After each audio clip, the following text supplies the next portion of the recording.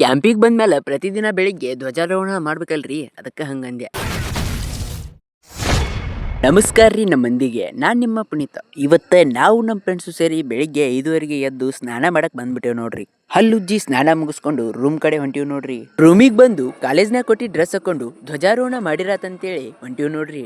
ಏನ್ಪಾ ಇವ ಧ್ವಜಾರೋಹಣ ಅಂತೆಲ್ಲ ಮಾತಾಡಕತ್ತಾನಂತೇಳಿ ಯೋಚನೆ ಮಾಡಕತ್ತೀರನ್ರಿ? ಬರ್ರಿ ಹೇಳ್ತೇನಂತ. ನಮ್ ಕಾಲೇಜ್ ವತಿಯಿಂದ ನಮ್ಮನ್ನ NSS ಕ್ಯಾಂಪಿಗೆ ಕರ್ಕೊಂಡ್ ಬಂದಾರ ನೋಡ್ರಿ. ಕ್ಯಾಂಪಿಗೆ ಬಂದ್ಮೇಲೆ ಪ್ರತಿದಿನ ಬೆಳಿಗ್ಗೆ ಧ್ವಜಾರೋಹಣ ಮಾಡ್ಬೇಕಲ್ರಿ, ಅದಕ್ಕೆ ಹಂಗಂದ್ಯ. ಇವತ್ತಿಗೆ ನಾವು ಕ್ಯಾಂಪಿಗೆ ಬಂದ 7 ದಿನ ಆಯ್ತು ನೋಡ್ರಿ. ಇವತ್ತ ನಮ್ ಕ್ಯಾಂಪಿಂದ ಲಾಸ್ಟ್ ಡೇ. NSS ಧ್ವಜಾರೋಹಣ ಮುಗಿಸ್ಕೊಂಡು ಅವ್ರವ್ರಿಗೆ ವಹಿಸಿದ ಕೆಲಸನ ನಿಭಾಯಿಸಾಕಂತೇಳಿ ಹೊಂಟಿವ್ ನೋಡ್ರಿ. ಪ್ರತಿ ತಂಡಕ್ಕೂ ಸಲಕರಣೆಗಳನ್ನ ಹಂಚಿ ಒಂದೊಂದು ತಂಡನ ಒಂದೊಂದು ಕಡೆ ಶ್ರಮದಾನ ಮಾಡಕಂತೇಳಿ ಕಳಿಸಲಾಯ್ತು ನೋಡ್ರಿ. ಒಂದು ತಂಡ ಅಡ್ಗೆ ತಯಾರು ಮಾಡತ್ತಿತ್ತು, ಮತ್ತೆ ನಮ್ ತಂಡ ಸ್ವಚ್ಛತಾ ಕಾರ್ಯಕ್ರಮವನ್ನ ಶುರು ಮಾಡಿತ್ ನೋಡ್ರಿ. ನಾಷ್ಟಾ ತಯಾರಾಗೈತಂತೇಳಿ ಎಲ್ಲಾರು ಕೂಡಿ ನಾಷ್ಟಾ ಮಾಡಕ್ ಬಂದೀವ್ ನೋಡ್ರಿ. ನಾಷ್ಟಾ ಮುಗಿಸ್ಕೊಂಡು ಮತ್ತೆ ನಾವು ಶ್ರಮದಾನ ಮಾಡಿರತ್ತಂತೇಳಿ ಹೊಂಟಿವ್ ನೋಡ್ರಿ.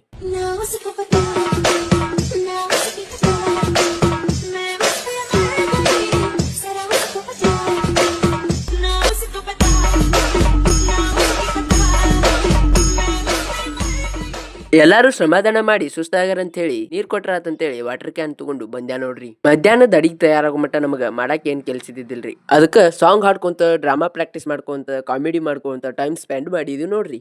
ಅಡಿಗೆ ತಯಾರಾಗೈತೆ ಅಂತೇಳಿ ಊಟಕ್ಕೆ ಕರ್ಯಾಕ್ ಬಂದ್ರ ನೋಡ್ರಿ. ವೆರೈಟಿ ಆಗಿರೋ ಊಟ ಮುಗಿಸ್ಕೊಂಡು ನಾವು ಮುಂದ್ ಹೋಗಿದ್ದ ಬೀದಿ ನಾಟಕ ಮಾಡಕಂತೇಳಿ.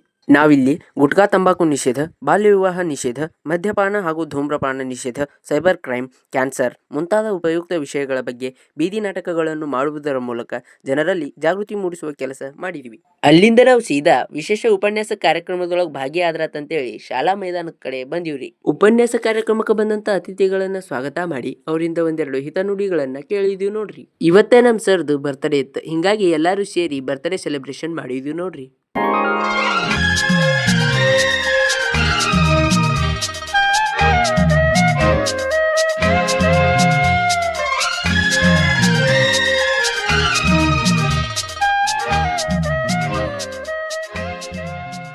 ಸರ್ದು ಬರ್ತ್ಡೇ ಸೆಲೆಬ್ರೇಷನ್ ಮುಗಿಸಿ ಒಂದೆರಡು ಸ್ಟೆಪ್ ಹಾಕಿದ್ವಿ ನೋಡ್ರಿ.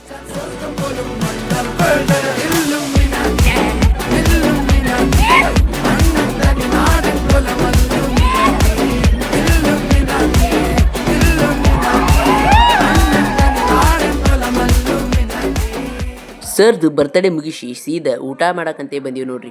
ಊಟ ಮುಗಿಸ್ಕೊಂಡು ಟ್ರ್ಯಾಕ್ಟರ್ ಹತ್ಕೊಂಡು ಸೀದಾ ಫೈರ್ ಕ್ಯಾಂಪ್ ಮಾಡಿರಾತಂತೇಳಿ ನಮ್ ಸರ್ ಹೊಲಕ್ ಹೊಂಟಿವ್ ನೋಡ್ರಿ. ಹೊಲಕ್ ಬಂದು ಫೈರ್ ಕ್ಯಾಂಪ್ ಮಾಡಕ ಕಟ್ಗಿ ಜೋಡ್ಸಾತಿದ್ದೀವ್ರಿ. ನಮ್ ಸರ್ ಫೈರ್ ಕ್ಯಾಂಪ್ ಯಾಕೆ ಮಾಡ್ತಾರಂತೇಳಿ ಒಂದು ಸಣ್ಣ ಕಥಿ ಮೂಲಕ ವಿವರಿಸಿದ್ರು ನೋಡ್ರಿ. ಈ ಒಂದು ಫೈರ್ ಕ್ಯಾಂಪಿನ ಮೂಲ ಥೀಮ್ ಏನಂತಂದ್ರೆ, ಮೊದಲಿನ ಎಲ್ಲ ಆದಿವಾಸಿಗಳ ಕಾಲದಿಂದನೂ ಜನ ಪ್ರತಿನಿತ್ಯ ತಮ್ಮ ಜೀವನದಾಗ ಅವ್ರೇನು ದುಡಿಯೋದು, ತಿನ್ನೋದು, ಹಿಂಗೆ ಕೆಲಸದ ಒಂದು ಒತ್ತಡದೊಳಗೆ ಇರ್ತಿರ್ತಾರೆ. ಅವ್ರು ಇಯರ್ಲಿ ಒನ್ ಟೈಮ್ ಎಲ್ಲ ಆ ಒಂದು ಆದಿವಾಸಿ ಸಮುದಾಯದ ಪ್ರತಿಯೊಂದು ಕುಟುಂಬದ ಪ್ರತಿಯೊಬ್ಬ ವ್ಯಕ್ತಿನೂ ಒಂದು ಕಡೆ ಸೇರಿಕೊಂಡು ಒಂದು ಬೆಂಕಿ ಹಾಕ್ಕೊಂಡು ಅದ್ರ ಸುತ್ತ ಕೂತ್ಕೊಂಡು ತಮ್ಮ ಒಂದು ವರ್ಷವಿಡೀ ಎಲ್ಲ ತಮ್ಮ ಜೀವನದ ಕಹಿ ಅನುಭವಗಳಿರ್ಬೋದು, ಸಿಹಿ ಅನುಭವಗಳಿರ್ಬೋದು, ಮುಂದೆ ತಾವು ಮಾಡಬೇಕಾಗಿರುವಂಥ ಚಟುವಟಿಕೆಗಳ ಬಗೆಗೆ ಅವರು ಒಬ್ರಿಗೊಬ್ಬರು ಮಾಹಿತಿಗಳನ್ನು ಶೇರ್ ಮಾಡ್ಕೊಳ್ತಿದ್ರು ಅಂತ. ಸೊ ಆ ಒಂದು ಕಾರಣಕ್ಕಾಗಿ ಈ ಒಂದು ಫೈರ್ ಕ್ಯಾಂಪ್ ಅನ್ನುವಂಥದ್ದು ಇರುವಂಥದ್ದು. ಸೊ ಇದನ್ನೇನು ಮಾಡ್ತಾ ಇದ್ದೀವಿ ಅಂತಂದರೆ, ನಾವು ಎಲ್ಲ NSS ಕ್ಯಾಂಪು ಅಥವಾ ನೀವು ಸ್ಕೌಟ್ಸ್ ಆ್ಯಂಡ್ ಗೈಡ್ಸ್ ಆ ಥರ ಸಂಬಂಧಪಟ್ಟಂಗಿರ್ಬೋದು, NCC ಕ್ಯಾಂಪ್ಗಳಿರ್ಬೋದು, ವಿದ್ಯಾರ್ಥಿಗಳು ಕೂಡ ತಮ್ಮ ಜೀವನದ ಎಲ್ಲ ಅನುಭವಗಳನ್ನು ಹಂಚ್ಕೊಳ್ಳೋದಕ್ಕೆ, ಟೀಚರ್ಸ್ಗಳಾಗಿರ್ಬೋದು ಎಲ್ಲರೂ ಹಂಚ್ಕೊಳ್ಳೋದಕ್ಕೋಸ್ಕರ ಆ ಒಂದು ಫೈರ್ ಕ್ಯಾಂಪನ್ನು ಮಾಡ್ತಿರ್ತಾರೆ. ಓಕೆ, ಇದೊಂದು ಮೇನ್ ಥೀಮ್. ಇವೊಂದು ನಿಮಗೆಲ್ಲ ಗೊತ್ತಿರುವಂತೆ ಈಗೇನು ಅಯ್ಯಪ್ಪ ಸ್ವಾಮಿ ಅದು ದ್ವೀಪ ಕಾಣ್ತದೆ ಅಂತ ಹೇಳ್ತೀವಲ್ಲ ನಾವು. ಸೊ ಅದರ ಒಂದು ಮೂಲವನ್ನು ವೈಚಾರಿಕವಾಗಿ ಪತ್ತೆ ಹಚ್ಚಿದಾಗೂ ಕೂಡ ಗೊತ್ತಾಗಿದ್ದೇನೆಂದರೆ, ಆ ಒಂದು ಗುಡ್ಡದ ಹಿಂದ್ಗಡೆ ಇರುವಂಥ ಆದಿವಾಸಿ ಸಮುದಾಯದವರು ಪ್ರತಿ ವರ್ಷವೂ ಈ ಒಂದು ಸಂಕ್ರಾಂತಿ ಹಬ್ಬದೊಳಗೆ ಆಚರಿಸುವಂಥ ಒಂದು ಆಚರಣೆ ಅದು.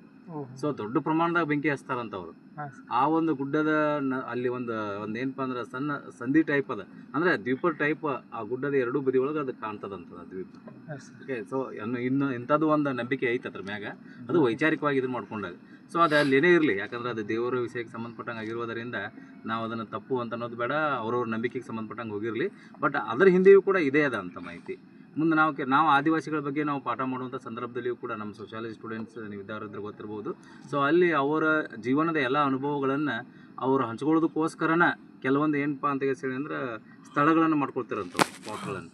ಸೊ ಅಲ್ಲಿ ಬಂದು ಸೇರ್ಕೊಳ್ಳೋದು, ಅದು ತಿಂಗಳಿಗೆ ಒಂದು ಸರಿನೋ 15 ದಿನಕ್ಕೆ ಒಂದು ಸರಿನೋ ಅವರು ಎಲ್ಲರೂ ಒಂದು ಮೀಟಿಂಗ್ ಮಾಡ್ಕೊಳ್ತಿದ್ರಂತ.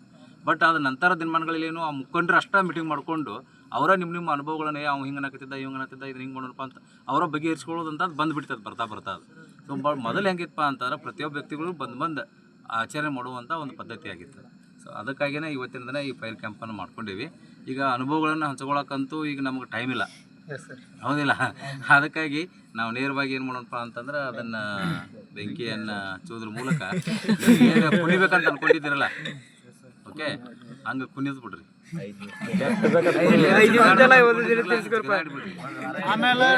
ಹರ್ಕೋಬೇಕು ಅನ್ಕೊಂಡ್ರಲ್ಲ ಆದ್ರೆ ಏನಂತಂದ್ರೆ ಒಬ್ರಿಗೊಬ್ರು ದುಡಿಯಾಡಿ ಏನ್ ಜಗಳ ಮಾಡ್ಬೇಕು ಅನ್ಕೊಂಡಿದ್ವಲ್ಲ ಮಾಡಿಬಿಡು ಅದೊಂದು ಭಾಗ್ಯ ಐತ್ರಿ ಅಂತ. ಮತ್ತ ಆಮೇಲೆ ನಾವು ಹೇಳ್ಬೇಕಾಕತಿ ಮತ್ತೆ ನಿಮ್ಗೆ ಗೊತ್ತಿರ್ಬೋದು ವಿನಾಕಾರಣ ನಮ್ಮ ಕಡೆಯಿಂದ ಬಿಡಿಸ್ಬೇಕು. ಲಾಸ್ಟ್ ಟೈಮ್ ಕ್ಯಾಂಪ್ ಮಾಡಿದಂಥ ಸಂದರ್ಭದೊಳಗೆ ನಾವು ಡೈಲಿ ನಮ್ಗೆ ಟೈಮ್ ಸಿಕ್ಕಂಥ ಸಂದರ್ಭದೊಳಗೆ ಅವಾಗ ಹಿಂಗೆ ಮಾಡಿದ್ವಿ ನಾವು. ಕೆಲವೊಂದು ವಿಚಾರಗಳು ನೀವೆಲ್ಲ ಗೊತ್ತಿದ್ದವರು ಕಹಿ ಅನುಭವಗಳನ್ನು ಒಂದು ಹೇಳಬೇಕು, ಒಂದು ಸಿಹಿ ಅನುಭವವನ್ನು ಒಂದೊಂದು ಹೇಳ್ಬೇಕಂತೇಳಿ ಪ್ರತಿಯೊಬ್ಬರ ಕಡೆಯಿಂದನೂ ನಾವು ಕೇಳ್ಕೊಂಡಿದ್ವಿ. ಬಟ್ ಇಲ್ಲಿ ಏನಾಯಿತು, ಒಂದು ಸ್ವಲ್ಪ ಟೈಮ್ ನಮಗೆ ಭಾಳ ಶಾರ್ಟ್ ಇದ್ದಿದ್ದು. ಎರಡನೇದು ಏನಂದರೆ ಅಲ್ಲಿ ಮಠದ ಇದ್ರೊಳಗೆ ಇರೋದ್ರಿಂದ ಅದಕ್ಕೆ ಅವಕಾಶ ಸಿಗಲಿಲ್ಲ, ಓಕೆ ಅಷ್ಟೇ. ಇಲ್ಲ ಅಂತಂದ್ರೆ ನಾವು ಪ್ರತಿ ವರ್ಷವೂ ಅಂದ್ರೆ ಎಲ್ಲರೂ ನಮಗೆ ಒಂದು ಲಾಸ್ಟ್ ಟೈಮ್ ಅಂತೂ ಭಾಳ ವಂಡರ್ ಅನಿಸ್ತು ನಮಗೆ. ಅದೆಷ್ಟೋ ಜನ ಸಿಂಗಲ್ ಪೇರೆಂಟ್ಸು, ಅದೆಷ್ಟೋ ಜನ ಎಂಟು ದಿನದ ಹಿಂದ್ಗಡೆನೇ ಅಜ್ಜ ತಿರ್ಕೊಂಡಿದ್ದು, ತಮ್ಮ ತಿರ್ಕೊಂಡಿದ್ದು, ಅವ್ರ ಸ್ನೇಹಿತರು ತಿರ್ಕೊಂಡ್ರು. ಅದನ್ನು ಮರಿದಕ್ಕೋಸ್ಕರ ಕ್ಯಾಂಪ್ ಬಂದಂಥ ಹುಡುಗರು ಭಾಳ ಜನ ಇದ್ದರು. ಅದನ್ನು ನೇರವಾಗಿಯೇ ಹೇಳಿದರು ಭಾಳ ಜನ. ಸೊ ಅದಾಗಿರ್ಬೋದು, ಅವರ ಬಡತನ ಆಗಿರ್ಬೋದು, ಅಥವಾ ಅವ್ರಿಗೇನೋ ಆಗಿರುವಂಥ ಕಷ್ಟಗಳಾಗಿರ್ಬೋದು, ಎಲ್ಲರೂ ಭಾಳ ಚೆನ್ನಾಗಿ ಹಂಚ್ಕೊಂಡು ಭಾಳ ಚೆನ್ನಾಗಿತ್ತು. ಬಟ್ ಒಂದು ಏನಪ್ಪ ಅಂತಂದ್ರೆ ಅದಕ್ಕೆ ಅವಕಾಶ ಇಲ್ಲ ಅನ್ನೋದನ್ನು ಹೊರತುಪಡಿಸಿದ್ರೆ ಆ 3 ಕ್ಯಾಂಪ್ಗಳಿಗಿಂತನೂ ಭಾಳ ಬೆಟರ್ ಕ್ಯಾಂಪು ಮತ್ತು ನಮಗೆ ಭಾಳ ಒಂದು ಶಾಂತಿಯಿಂದ ಮುಗಿಸಿದ ಕ್ಯಾಂಪ್ ಅಂತಂದರೆ ನಿಮ್ಮ ಕ್ಯಾಂಪ್. ಅದಕ್ಕೆಲ್ಲ ಇವು ಸೀನಿಯರ್ ಎಲ್ಲ ಇವ್ರು ಕರ್ಯಪ್ಪ ಆಗಿರ್ಬೋದು, ದಾನಯ್ಯ ಮತ್ತು ರೋಹಿತ, ಶಿವಲಿಂಗ ಮತ್ತು ರಾಘವೇಂದ್ರ ಆಗಿರ್ಬೋದು, ಮತ್ತು ಇವರು ಚಾಕ್ಲೇಟ್ ಬಾಯ್ ವಿನು ತಿಮ್ಮಾಪುರ ಆಗಿರ್ಬೋದು, ಶಿವಾಜಿ, ಈ ಒಂದೆಲ್ಲ ಸೀನಿಯರ್ಸ್. ಮತ್ತು ಈ ಸರಿ ನಮ್ಮ ಸೋಷಿಯಾಲಜಿ ಬಳಗನೂ ಬಂತು. ಸದಾನಂದ ಎಲ್ಲ ಭಜಂತ್ರಿ, ಬಸವರಾಜ್ ಸರ್ ನಾವು ಬರ್ತವ್ರಿ ಅಂತಂದ್ರು. ಅದನ್ನ ಉಮೇಶ್ ಸರ್ಗೆ ನಮ್ಮ ಗ್ಯಾಂಗು ಬರಕತ್ತತ್ರಿ ಬಂದಟ್ಟು ಭಾಳ ಚಲೋ ರೀ ಅಂತೇಳಿ. ಅಂದ್ರೆ ಮತ್ತು ಇವರೊಂದು 4 ಜನ ಹುಡುಗಿಯಾರು ಒಂದು ಮತ್ತು ಅವರೊಂದು 4 ಜನ ಬಂದ್ರೆ ಅಂದ್ರೆ ಲಾಸ್ಟ್ ಅದು ಮಾಡಿರಲಿಲ್ಲ ಅವರು. ಇದಕ್ಕಾಗಿ ನೀವು ಬರ್ರಿ, ನಿಮ್ಗೆ ಸರ್ಟಿಫಿಕೇಟ್ ಕೊಡೋ ವ್ಯವಸ್ಥೆನೂ ಮಾಡ್ತೀವಿ, ಬಟ್ ಬರ್ರಿ ಅಂತ ಅಂದ್ರೆ ಬಂದ್ರಿ. ಎಲ್ಲರೂ ಚೆನ್ನಾಗಿ ಮಾಡಿರಿ. ಏನು ಜಗಳ ಒಂದು ಸಿಂಗಲ್ ಯಾರ ಕಡೆಯಿಂದನೂ ಜಗಳ ಇಲ್ಲ, ಯಾರಿಗೂ ಹೊಳ್ಳಿ ಮಾತಾಡಿಲ್ಲ ಒಬ್ರಿಗೊಬ್ರು. ಸೊ ಅದಕ್ಕಾಗಿ ನಿಮಗೆ ಮತ್ತೊಮ್ಮೆ ಈ ಸಂದರ್ಭದೊಳಗೆ ಧನ್ಯವಾದಗಳನ್ನು. ಈಗ ಹೇಳ್ಬೇಡ್ರಿ, ಮುಖದ ಮೇಲೆ ಹೇಳ್ರಿ, ಮತ್ತೆ ಈಗ ಜಗಳ ಆದ್ರೂ ಆಗ್ಬೋದು.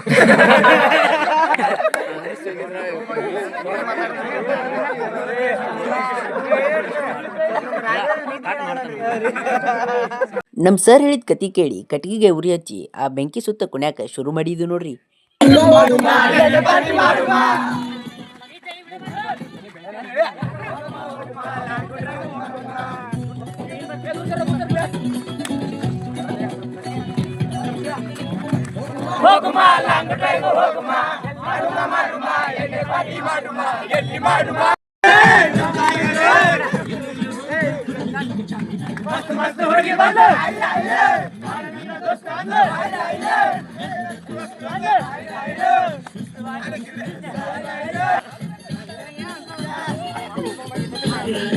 ಫೈರ್ ಕ್ಯಾಂಪ್ ಎಲ್ಲ ಮುಗಿಸ್ಕೊಂಡು ಮಲ್ಕೊಂಡ್ರಾತಂತೇಳಿ ಟ್ರ್ಯಾಕ್ಟರ್ ಹತ್ಕೊಂಡು ರೂಮ್ ಕಡೆ ಹೊಂಟಿವಿ ನೋಡ್ರಿ. ಮತ್ ಬೆಳಿಗ್ಗೆ ಲಗ್ನ ಎದ್ದು ನಿತ್ಯ ಕರ್ಮಗಳನ್ನೆಲ್ಲ ಮುಗಿಸ್ಕೊಂಡು ಸಮಾರಂಭ ಕಾರ್ಯಕ್ರಮಕ್ಕೆ ಭಾಗಿಯಾದೀವಿ ನೋಡ್ರಿ. ಸಮಾರಂಭ ಕಾರ್ಯಕ್ರಮ ಮುಗಿಸ್ಕೊಂಡ್ ಬರೋದ್ರೊಳಗೆ ನಾಷ್ಟಾ ತಯಾರಾಗಿತ್ತು. ನಾಷ್ಟಾ ಮುಗಿಸ್ಕೊಂಡು ಬಟ್ಟೆ ಎಲ್ಲ ಪ್ಯಾಕ್ ಮಾಡ್ಕೊಂಡು ಗಾಡಿ ಹತ್ಕೊಂಡು ಊರ್ ಕಡೆ ಹೊಂಟಿವಿ ನೋಡ್ರಿ. ಮುಂದಿನ ವಿಡಿಯೋದ ಮತ್ತೆ ಸಿಗ್ತೇನ್ರಿ. ಅಲ್ಲಿವರೆಗೂ ಎಲ್ಲರಿಗೂ ಟಾಟಾ, ಬಾಯ್ ಬಾಯ್.